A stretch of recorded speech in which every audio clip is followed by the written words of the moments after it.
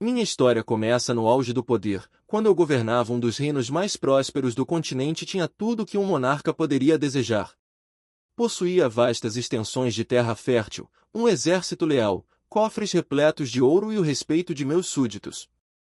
Mas uma única decisão de desobediência mudou completamente o rumo da minha vida, selando um destino que jamais imaginei possível. O que você está prestes a ouvir é uma história real sobre como o amor paternal pode superar até mesmo o medo do poder absoluto. Se você quer conhecer histórias fascinantes sobre poder, consequências e reviravolta do destino, se inscreva no canal e ative o sininho para não perder nenhum conteúdo novo. Era uma manhã de primavera quando recebi a ordem que mudaria tudo. O decreto real chegou lacrado com o selo imperial dourado, trazendo instruções precisas escritas em pergaminho da mais alta qualidade. O mensageiro, vestido com as cores oficiais da corte, entregou o documento com a solenidade reservada apenas aos assuntos de máxima importância. Por gerações, minha família havia servido fielmente a coroa, cumprindo cada comando sem hesitação ou questionamentos. Éramos conhecidos por nossa lealdade inabalável e nossa capacidade de administrar territórios com eficiência exemplar. Meu reino ficava localizado em uma região estratégica, controlando importantes rotas comerciais que conectavam o norte ao sul do império. Durante meu governo, havia transformado aquelas terras em um verdadeiro centro de prosperidade. Construí estradas pavimentadas, estabeleci mercados prósperos, modernizei o sistema de irrigação das plantações e mantive um exército bem treinado que garantia a segurança das fronteiras. Os impostos eram cobrados de forma justa, a justiça era aplicada com equidade, e meus súditos viviam em paz e abundância. A ordem contida no decreto era clara e direta: eu deveria entregar meu único filho como refém político para garantir a lealdade absoluta do meu território ao imperador. Esta prática, conhecida como sistema de reféns nobres, havia sido comum por séculos entre as casas aristocráticas. Era uma forma cruel, mas eficaz, de assegurar que nenhuma província se rebelasse contra o poder central. Famílias inteiras eram separadas em nome da estabilidade política, crianças cresciam longe de seus pais como garantia viva de que seus territórios permaneceriam fiéis ao trono imperial. O documento explicava detalhadamente as condições. Meu filho deveria ser levado à capital imperial dentro de 30 dias, onde viveria no Palácio Real sob supervisão constante. Ele receberia educação nobre adequada, seria tratado com respeito condizente com sua linhagem, mas sua vida serviria como garantia perpétua da minha lealdade. Qualquer sinal de traição ou desobediência de minha parte resultaria em consequências diretas para a criança. Era um sistema perverso, mas extremamente eficiente para manter a ordem no vasto império. Olhei para meu filho brincando no jardim exuberante do palácio, seus apenas 8 anos de idade marcados pela inocência de quem ainda não conhecia as crueldades e complexidades do mundo político. Ele corria entre as flores coloridas, perseguindo borboletas com um riso cristalino que enchia meu coração de alegria. Naquele momento, observando sua pureza e felicidade, tomei a decisão que selaria definitivamente meu destino: eu jamais entregaria minha criança. Por mais que isso significasse desafiar diretamente o imperador mais poderoso da história, eu escolhi proteger meu filho acima de todas as consequências terríveis que pudessem vir. Durante as noites que se seguiram, perdi o sono pensando nas implicações da minha escolha. Caminhava pelos corredores silenciosos do palácio, visitava a biblioteca onde estudava tratados de política e história, tentando encontrar algum precedente que pudesse me ajudar. Consultei os registros ancestrais da minha família, buscando casos similares que pudessem me orientar. Descobri que alguns de meus antepassados haviam enfrentado dilemas parecidos, mas a maioria havia optado por obedecer às ordens imperiais, sacrificando os sentimentos familiares em prol da sobrevivência política. Nos dias seguintes, tentei desesperadamente negociar alternativas viáveis. Ofereci ao imperador terras adicionais que poderiam ser anexadas diretamente ao domínio real, cofres cheios de ouro suficientes para financiar campanhas militares, soldados treinados que poderiam reforçar as legiões imperiais, até mesmo minha própria vida como substituto do meu filho. Enviei emissários experientes aos conselheiros imperiais, homens hábeis em diplomacia que conheciam os meandros da política cortesã. Busquei apoio entre outros nobres que poderiam interceder em meu favor, ofereci alianças matrimoniais vantajosas, prometi lealdade eterna em troca de clemência. Cheguei até mesmo a considerar fugir com minha família para terras distantes, além das fronteiras do império. Estudei mapas detalhados, consultei mercadores que conheciam rotas seguras, avaliei a possibilidade de começar uma nova vida em reinos independentes onde o poder imperial não alcançasse. Mas sabia que tal fuga seria interpretada como traição absoluta, resultando em perseguição implacável que colocaria em risco não apenas minha família, mas também todos aqueles que haviam me servido lealmente ao longo dos anos. O imperador, porém, foi completamente inflexível em sua decisão.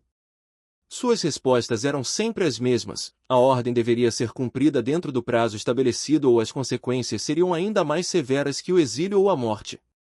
Ele via minha resistência não apenas como desobediência familiar, mas como um questionamento perigoso de sua autoridade absoluta. Permitir que um nobre desafiasse suas ordens poderia criar um precedente terrível, encorajando outros a questionar comandos imperiais em situações futuras. 3 semanas depois da data limite estabelecida no decreto, as primeiras tropas imperiais apareceram no horizonte distante como uma nuvem escura de destruição iminente. Eram milhares de soldados veteranos, cavalaria pesada, máquinas de cerco e arqueiros especializados. O exército que se aproximava era comandado pelo general mais temido do Império, um homem conhecido por sua crueldade meticulosa e sua eficiência em subjugar rebeldes. Eu sabia que não havia mais possibilidade de volta, que minha desobediência havia sido oficialmente interpretada como traição direta ao reino e a tudo que ele representava. Durante a noite anterior ao início do cerco, reuni meus conselheiros mais leais e experientes na sala de guerra do palácio. Expliquei detalhadamente a situação que enfrentávamos, as escolhas limitadas que tínhamos pela frente, e as consequências prováveis de cada decisão possível.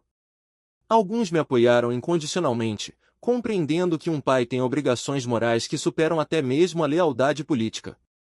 Outros me advertiram severamente sobre os perigos inimagináveis de enfrentar o poder imperial em sua forma mais brutal, lembrando-me das atrocidades cometidas contra outros nobres rebeldes no passado.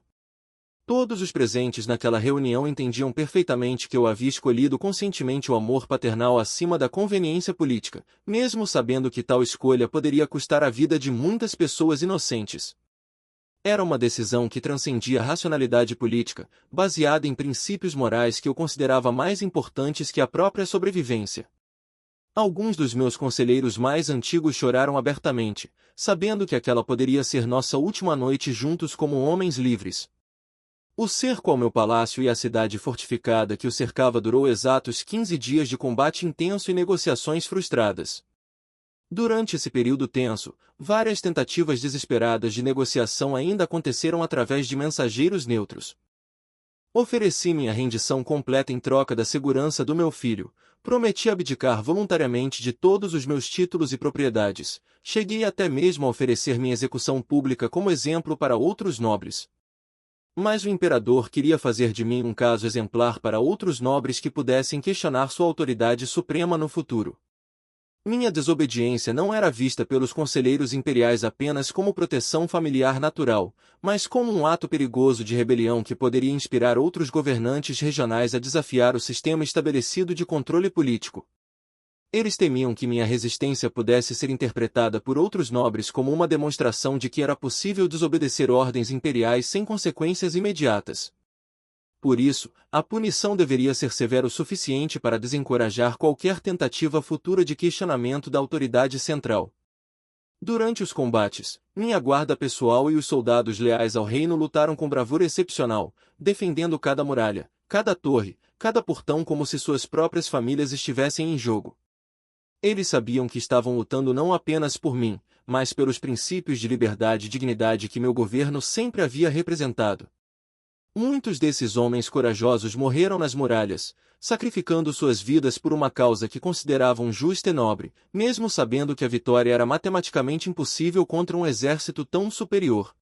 Quando as muralhas externas finalmente foram rompidas pela artilharia imperial após bombardeios incessantes, eu já havia conseguido enviar secretamente minha esposa e meu filho para um local extremamente seguro, muito longe do alcance das forças imperiais. Organizei uma fuga elaborada através de túneis subterrâneos construídos secretamente durante anos de preparação para emergências. Preferi perder absolutamente tudo o que possuía a entregar aquele pequeno ser pelo qual lutava com toda a minha determinação e coragem. As tropas invasoras tomaram meu palácio após combates sangrentos em cada corredor, confiscaram todos os meus bens acumulados durante décadas de governo próspero, destruíram obras de arte inestimáveis, queimaram bibliotecas cheias de conhecimento ancestral, e me capturaram junto com os poucos soldados corajosos que permaneceram leais até o último momento da batalha final. A captura foi humilhante, mas eu mantive minha dignidade, sabendo que havia feito a escolha moralmente correta, mesmo enfrentando consequências terríveis. O julgamento foi organizado de forma rápida e completamente pública, realizado na praça central da capital imperial diante de milhares de espectadores curiosos. O imperador queria que todos vissem claramente as consequências devastadoras da desobediência às ordens imperiais. O tribunal era composto pelos juízes mais severos do reino, homens conhecidos por sua interpretação rigorosa das leis e sua lealdade inquestionável ao sistema político estabelecido. Durante a audiência formal, tive a oportunidade única de explicar publicamente meus motivos verdadeiros, de falar eloquentemente sobre o amor incondicional de um pai e sobre os limites morais que até mesmo a lealdade política mais absoluta deveria respeitar. Algumas pessoas na multidão pareciam compreender genuinamente minha posição desesperada, sussurrando entre si comentários de apoio e demonstrando simpatia por minha situação. Muitos dos presentes eram pais de família que podiam imaginar-se na mesma situação terrível, forçados a escolher entre a segurança de seus filhos e a obediência às autoridades. Mas a lei imperial era cristalina e inflexível. Desafiar uma ordem direta do imperador constituía crime de alta traição, punível com as penalidades mais severas previstas no Código Legal do Reino. A sentença foi pronunciada solenemente diante de centenas de espectadores silenciosos e impressionados. Perdi oficialmente todos os meus títulos nobiliários acumulados por gerações da minha família, minhas propriedades extensas foram imediatamente confiscadas pela coroa imperial, e fui condenado ao exílio perpétuo em uma região montanhosa, isolada e inóspita nas fronteiras mais distantes do império. Minha linhagem familiar foi oficialmente banida dos registros históricos oficiais, como se nunca tivéssemos existido na gloriosa história do reino. Era uma punição designada para apagar completamente minha existência da memória coletiva. A viagem para o local do exílio durou semanas de marcha forçada através de territórios selvagens e perigosos. Fui transportado acorrentado em uma carroça improvisada, escoltado por soldados que me tratavam como um criminoso comum. Durante essa jornada humilhante, tive muito tempo para refletir sobre as decisões que havia tomado, sobre o preço terrível que estava pagando por minha desobediência, e sobre se realmente havia valido a pena sacrificar tudo pela segurança do meu filho querido. Durante os primeiros anos do exílio forçado, vivi em uma pequena cabana rústica de madeira, construída precariamente em uma clareira isolada, muito longe de qualquer civilização ou contato humano regular. A vida era extraordinariamente dura, completamente diferente do luxo refinado e do conforto aristocrático que conhecera durante décadas no Palácio Real. Precisei aprender rapidamente habilidades básicas de sobrevivência, caçar animais selvagens para alimentação, cultivar vegetais em solo rochoso, fazer roupas grosseiras com peles de animais, fabricar ferramentas primitivas e utensílios com as próprias mãos calejadas. Cada dia representava uma luta constante pela sobrevivência básica, uma lembrança dolorosa e permanente do preço altíssimo que havia pagado voluntariamente pela minha desobediência corajosa. Durante os invernos rigorosos, quando a neve cobria completamente a região montanhosa e as temperaturas desciam perigosamente abaixo de zero, eu lutava desesperadamente contra o frio penetrante, a fome constante e o isolamento psicológico que ameaçava minha sanidade mental. Muitas vezes considerei a possibilidade de simplesmente desistir da vida, deixando que o frio e a solidão completassem a punição iniciada pelo imperador. Mas mesmo enfrentando essas dificuldades inimagináveis e sofrimentos físicos constantes, nunca me arrependi sequer por um momento da decisão corajosa que havia tomado. Durante as noites longas e frias de inverno, quando o vento gelado uivava melancolicamente entre as árvores nuas e as montanhas cobertas de gelo, eu pensava constantemente no meu filho crescendo em segurança absoluta, longe das intrigas venenosas da política e das crueldades inerentes ao poder absoluto. Imaginar seu riso alegre, sua educação tranquila e sua felicidade genuína me dava forças sobrenaturais para continuar vivendo dignamente, mesmo nas condições mais adversas e desumanas imagináveis. Com o passar lento dos anos de isolamento, comecei a receber notícias esparsas e fragmentadas do mundo exterior através de comerciantes corajosos que ocasionalmente passavam pela região durante suas viagens arriscadas. Soube através dessas conversas preciosas que outros nobres haviam enfrentado situações similares à minha, alguns cedendo covardemente às pressões imperiais para proteger suas posições e riquezas, outros escolhendo caminhos de resistência parecidos com o meu, pagando preços similares por sua coragem moral. Descobri também, para minha surpresa emocional, que minha história havia se espalhado secretamente por todo o reino, tornando-se uma espécie de lenda inspiradora sobre um pai corajoso que desafiou o imperador mais poderoso da história por amor incondicional ao seu filho. Alguns bardos cantavam discretamente minha história em tavernas distantes, outros nobres sussurravam meu nome como exemplo de coragem moral, e até mesmo alguns membros do clero pregavam sobre meu sacrifício como demonstração de valores superiores à ambição política.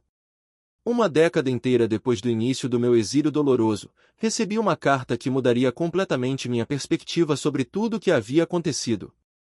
Era uma mensagem emocionante de meu filho, agora um jovem adulto educado e digno, que havia conseguido descobrir minha localização através de investigações discretas e determinadas. Na carta tocante, ele me agradecia profundamente pela proteção corajosa e pelo sacrifício imenso, explicando que havia crescido sabendo completamente a verdade sobre nossa separação forçada e sobre os motivos nobres que me levaram a desafiar o poder imperial. Aquelas palavras escritas com carinho filial me encheram de uma felicidade intensa que não experimentava há longos anos de sofrimento. Descobri através dessa correspondência que meu filho havia se tornado um homem íntegro, educado, corajoso e moralmente correto, exatamente como eu havia sonhado durante todas aquelas noites frias de inverno no exílio. Ele havia estudado, aprendido sobre justiça e compaixão, desenvolvido um caráter forte baseado nos valores que eu sempre tentará ensinar-lhe durante seus primeiros anos de vida.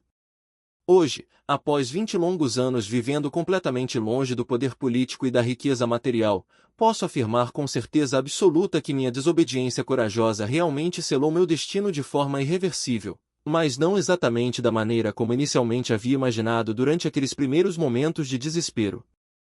Perdi definitivamente o reino próspero, o poder político absoluto, a riqueza acumulada e a liberdade social que conhecia, mas ganhei em troca algo infinitamente mais valioso. A certeza inabalável de ter feito a escolha moralmente correta quando mais importava para minha consciência e para meu coração paternal.